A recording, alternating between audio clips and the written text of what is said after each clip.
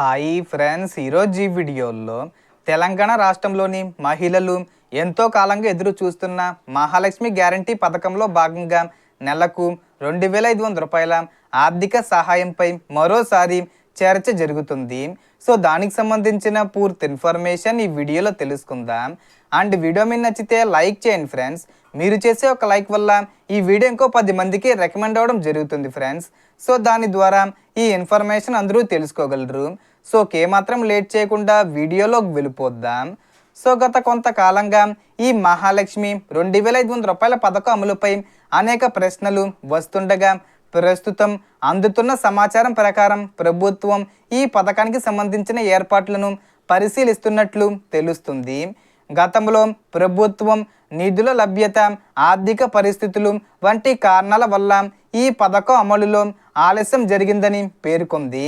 ఇదిలా ఉండగా ఇప్పటికే మహిళలకు ఉచిత బస్సు ప్రయాణం, 500 రూపాయలకే గ్యాస్ సిలిండరు, 200 ఇంట్ల వరకు ఉచిత విద్యుత్తు, ఇంద్రమ్మ ఇళ్ల వంటి పథకాలు అమలులో కొనసాగుతున్నాయి. ఇప్పుడు మహాలక్ష్మి పథకానికి సంబంధించి కూడా అధికారిక ప్రకటన కోసం మహిళలు ఆసక్తిగా ఎదురు చూస్తున్నారు. ప్రస్తుతం వస్తున్న సమాచారం ప్రకారం దరఖాస్తుల ప్రక్రియ ప్రారంభమయ్యే అవకాశం ఉందని ప్రచారం జరుగుతుంది. ఈ ఆగస్టు 15వ తేదీ వచ్చే ముందు తేదీల్లోపు ఈ పథకానికి సంబంధించి ప్రారంభించే అవకాశం ఉంది.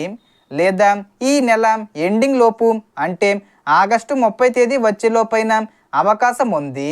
అయితే దీనిపై ప్రభుత్వం నుంచి అధికారిక ప్రకటన వచ్చిన తర్వాతే పూర్తి స్పష్టత ఉంటుంది. ఈ నేపథ్యంలో అర్హులైన మహిళలు తమ అవసరమైన పత్రాలను ముందుగానే సిద్ధంగా ఉంచుకోవడం మంచిది. ముఖ్యంగా ration card, Aadhaar card, bank ఖాతా, కుల ధృవీకరణ పత్రం, ఆదాయ ధృవీకరణ పత్రం, ఓటర్ ఐడి వీటి ఒరిజినల్స్ అలాగే జిరాక్స్లు కూడా రెడీగా పెట్టుకోండి. అలాగే ఆధార్కు లింక్ అయిన మొబైల్ నెంబరు, పాస్పోర్ట్ సైజ్ ఫోటోలు వంటి పత్రాలు సిద్ధంగా ఉంచుకోవాలని సూచిస్తున్నారు.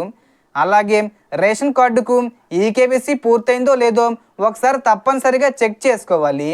ఇంకా చేయకపోతే సమీప రేషన్ దుకాణంలో పూర్తి చేసుకోవడం మంచిది. అదేవిధంగా ఆధారు, బయోమెట్రిక్ వివరాలు అప్డేట్ అయ్యాయో లేదో చూసుకొని అవసరమైన ఆధార్ కేంద్రంలో అప్డేట్ చేయించుకోవాలి.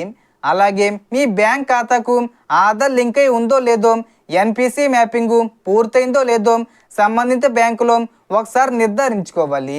భవిష్యత్తులో ప్రభుత్వం ఏదైనా డైరెక్ట్ బెనిఫిట్ ట్రాన్స్ఫరు అమలు చేసినప్పుడు ఈ వివరాలు ఉపయోగపడే అవకాశం ఉంటుంది. ప్రస్తుతం సోషల్ మీడియాలో అనేక రకాల సమాచారం వైరల్ అవుతుంది. సో ఈ వీడియోలో ఇన్ఫర్మేషన్ ఇది ఫ్రెండ్స్. మీకు ఈ వీడియో నచ్చితే లైక్ చేయండి, షేర్ చేయండి అండ్ సబ్స్క్రైబ్ చేసుకోండి.